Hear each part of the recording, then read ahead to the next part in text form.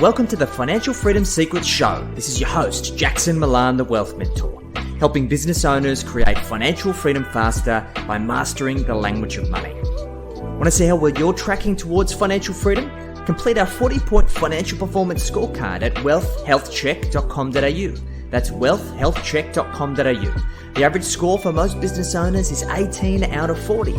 So complete the scorecard now and see how well you're tracking towards financial freedom.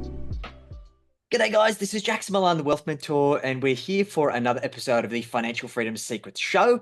And I have John Dale here from Smallfish. And we're here to talk about the success of trade businesses in 2025 and beyond. What separates the men from the boys, so to speak, in the trade world of running a successful and profitable trade business, and hopefully giving you some valuable insights around how you grow your trade business or even apply these principles to your service business into the future. So, John, thanks for making the time, mate. How you doing? Thank you. Yeah, good. Nice to see you again, Jackson. Good to have you here, mate. So, for those who don't know you, give us a little bit of your origin story, John. Okay, well, I'm a business coach for tradies and builders. I've been doing this for 18 years now. And I came up, I'm not a tradie, wasn't a tradie. Look at my hands. Someone once said that at school, one of the mums. She was like, he's not a tradie, look at his hands. So I was in the IT and telco industries. I was a sales rep, and then I was a marketing person. I was a manager. And I was lately working for Optus, doing major corporate account management and getting trained, learning strategy and managing and coaching and sales, and all my small business mates were making it up as they went along. And I got sort of dissatisfied with corporate, it's quite shit getting in your suit and in your car and driving into the city and doing all that. And I saw business coaching and I thought, oh, I could do that. And so I left. I left Optus, started working at home, started working with people, started selling a thing I could also deliver, which I quite liked. You don't really do that in corporate. You sell a thing and then they say, well done, go and sell some more, and that's all you do, right? Somebody else does all the work. So that was kind of my journey into coaching. And I shifted to tradies because my coach, Taki Moore, said, pick a niche, pick one you like. And I liked the tradies. It was that basic, really. I thought, I like the tradies and there's lots of them. I'll do that. So here I am. Been working with tradies now for, I don't know, 8 years maybe. I'm keen to grow. I quite enjoy the work. I don't work very long hours. I've got that under control. I put a thing in my diary at 4 on a Friday. It says drink beer, so I can't put any meetings in there. Fantastic. So I'm kind of enjoying that part too. Fantastic. And that's, I guess, the epitome of a lifestyle business, of being able to live life on your own terms.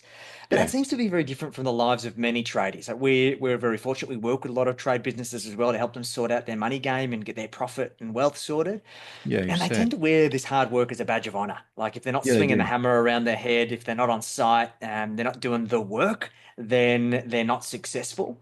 Or they feel guilty. Is this your observation as well, John? Totally.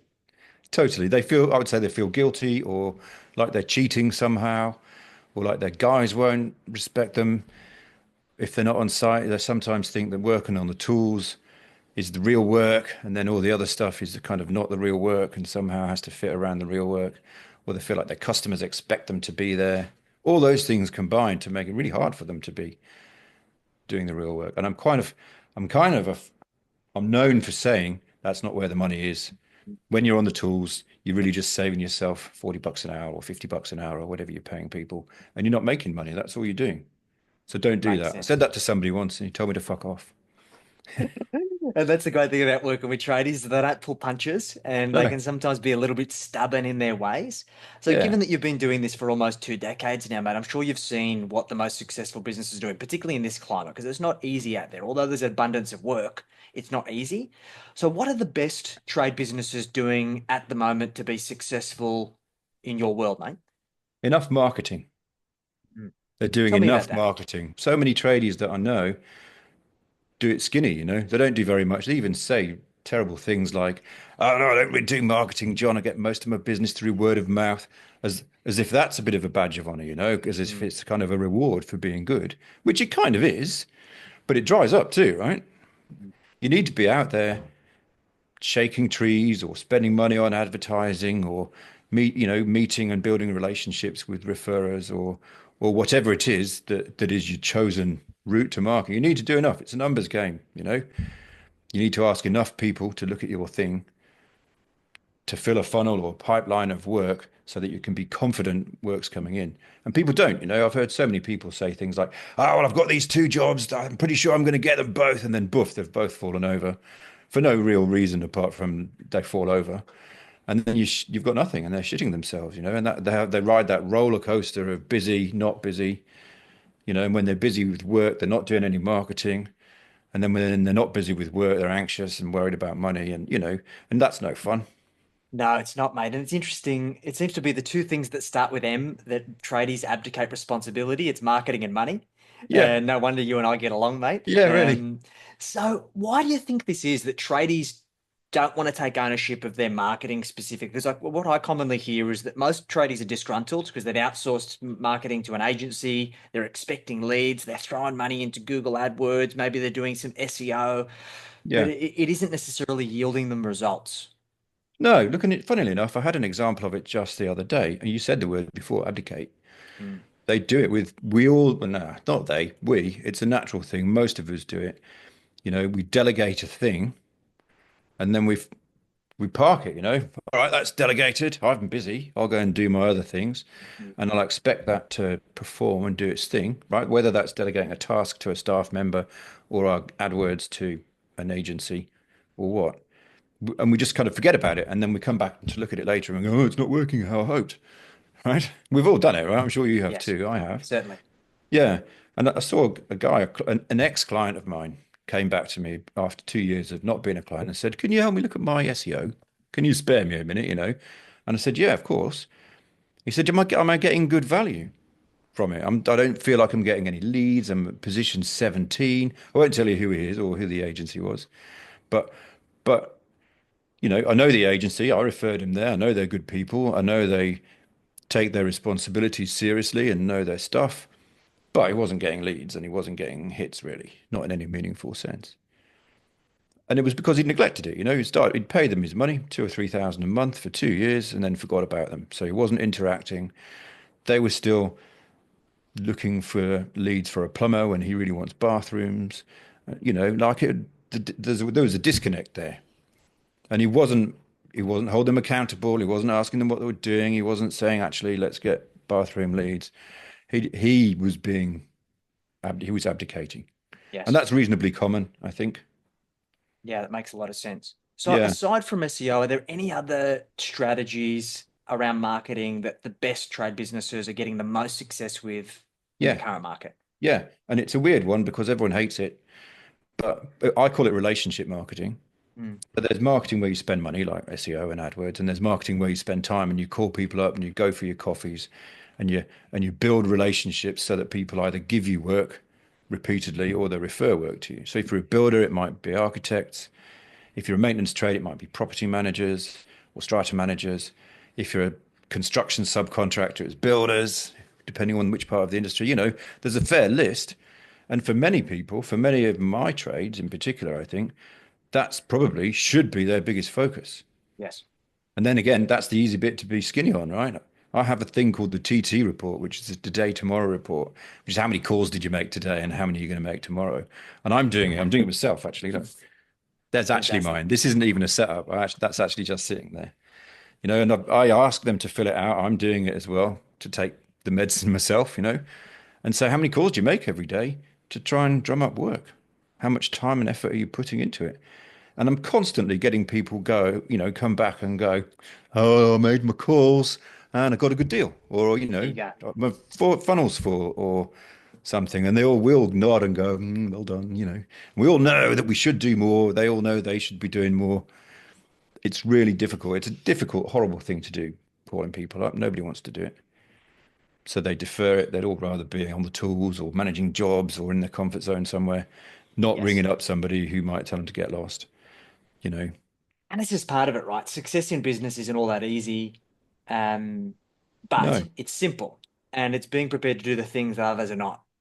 Yeah. And Well, either the fun someone else thing is going is to when make they those do it, calls, when they right? make calls, they have good conversations. People don't mind hearing from them. They're useful to those people. They're useful Correct. to other trades. They're useful to the architects if they're good. right? That's part's important. If they're good, if they do a good That's it. job, all those things.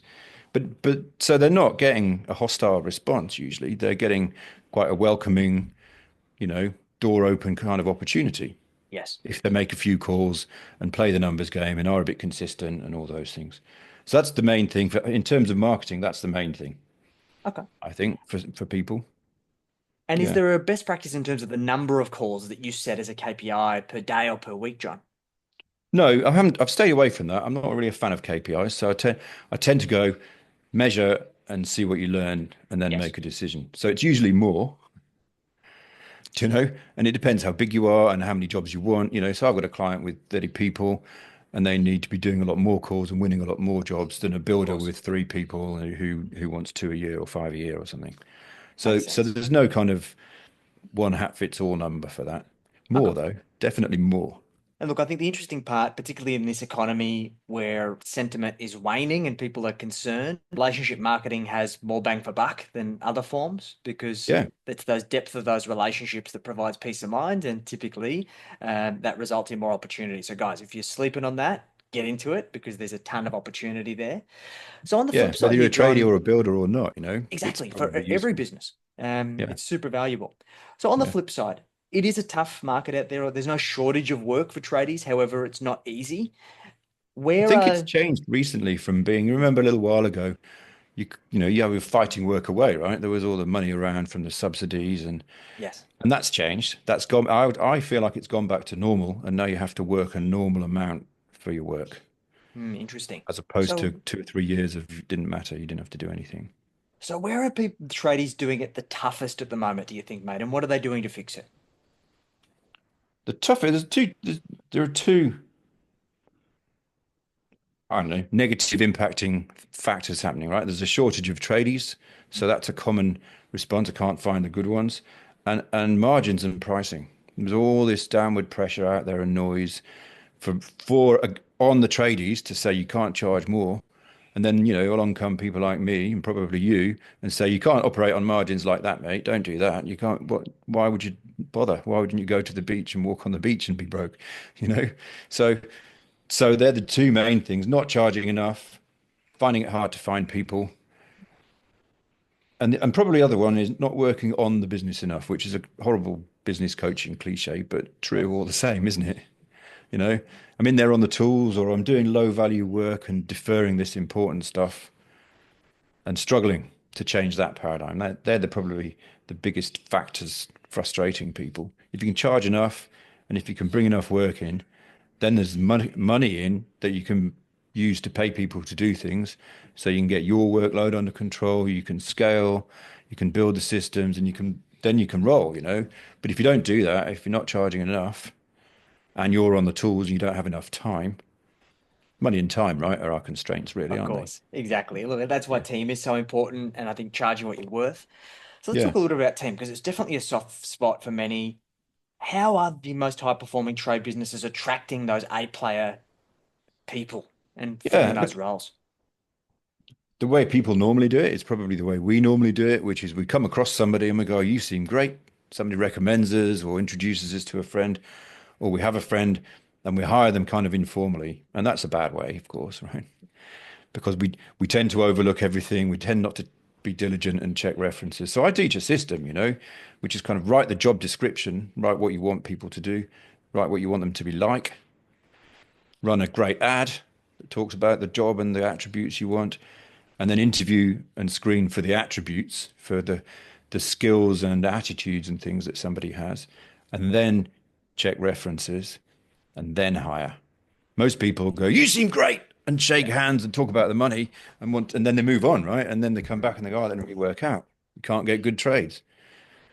So yeah, it's really boring. They hate me when I say it. I usually say things like, "You're going to hate me. There's a system. Follow the system, and then you'll probably have more success." But it's yes. harder work, and they're busy, and so the challenge is often making the time and the headspace for that kind of fairly lengthy and high investment system.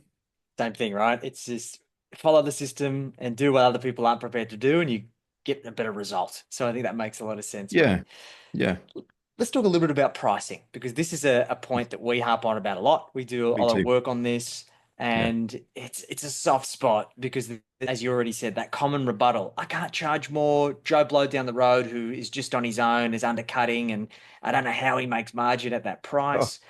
So, how do you combat this, John? with violence usually and aggression. It's the only way. Yeah. Look, you're right. Everyone has it. Everyone says I can't. Even, John, you don't understand my part of the industry, or it's not the same here where I am as it is over there on the east, or whatever. There's always a reason why I can't, and it's bullshit. You probably can. There's a limit. You can't just charge any old shit. But the reality is, I do a lot of work on this kind of attitude adjustment, and I have a process as well. So I'll do the attitude adjustment. You're not working with poor people here. These are property owners, and you're adding wealth to their property, Yes. right? The property is property of some kind, right? In my industry, in the trade, and you're improving and increasing the value of that property by the maintaining it or making it nicer or building it in the first place or whatever. So you're increasing the wealth of people who are already above the average of wealth. Yes. You're not doing favors for poor white-haired old grannies who won't be able to feed the cat if you don't do them a good deal, right? And and so I do things like that. I talk about cars, I talk about when people go into Porsche dealerships and say, well, I want that one, but you're going to have to knock some money off the top. They would laugh at you and say you can't afford a Porsche, mate. Why don't you trot off to the BMW garage down the road and get something you can afford? Do you know what I mean? So I get you you. need to get a bit of that. You need to get a bit of arsehole in you and go, hang on, I'm really good. You should be Yes. paying for the good that I am. And if you're not really good, sure, be cheap. But if you're really good, and most of the people who come to me, if I say, are you any good? Will go, yeah, I'm really good. Proud of how good I am. Well, then you should be charging appropriately. You said it before, what you're worth. Yes. And so then there's a process of getting clear what that means, why you're worth some. There's a process of thinking about who you're selling to and whether you should be selling to different people. Mm. If you're doing framing carpentry for project home builders, you're going to be under price pressure and it's very difficult. And maybe you should move, Yes. and but if you're doing, I don't know, I have people doing subcontract work for luxury home builders, and they can be good and expensive and add value and have the builder put his margin on it anyway and say to the customer, we use these guys because they're the best. Yes. So you can have that kind of thing. So you need to understand why you're good and get some clarity around that. But then we also go through a process of understand your costs. And a lot of my lead generation is a tradie cost calculator where you calculate that the cost per charged hour of your tradies. Understand your costs, set your charge out rates, turn that into your price book, build your estimating process. So you're going, all right, well, if they cost me this much, which people usually go, oh shit, that's more than I thought, then, setting your price here is only reasonable, isn't it? If you're Yes. charging a 30-40% gross margin, people go, well, that doesn't seem too greedy. And then you go around and set your price book. And then, obviously once you've set your price and done your estimating, there are loads of things taking bites out of your margin as well, like rain, like people have had lately. Sure. So then, you go and check whether you're making that kind of margin on your jobs afterwards when you've counted everything. And then you go around that loop again. I call it the virtuous cycle, Jackson. I'm not very good at names. I've got lots of shit names for things in my business. There's nothing So wrong that's the with that. virtuous cycle. And it's far better than the guess and hope that it works out, which Yeah. many tradies do. Yeah. And I think what's interesting is that so many set a pricing that either they've done in a previous business, or they've set pricing from when they first started, and they haven't Yeah. Well, made they've any taken a meaningful price list from an adjustments. old boss Exactly. who's when they left and it's out of date now. And, Exactly. and we've had costs go up lately. Crazy. I don't know about you, but every time you blink, somebody wants a pay rise. And, 100%. and if you don't increase your charge out rates or your price book when you're giving everybody a pay rise or when your materials get more expensive, It's you're coming in the out of your shit. pocket. Yeah, well, you just end up going, I don't know why there's no money around, right? Exactly. And then somebody like me says, let's look at the margins. And this And is then, the interesting thing about all of this, John. And this is why you and I get along so well. This is all common sense stuff. Like if people think they're going yeah, to come to us and get all of this woo-woo bullshit, the shiny objects, they're not. It's very no, they're not. pragmatic. It's Yeah, tried and true, yeah, and it's tried and true because it has worked for eons. But yeah, still, there are people out there who won't do it. They won't take action. They won't implement this stuff. So, John, hopefully people are listening or watching that do implement this stuff. I hope So, so. mate, how would you describe an ideal client? What does an ideal client look like for you?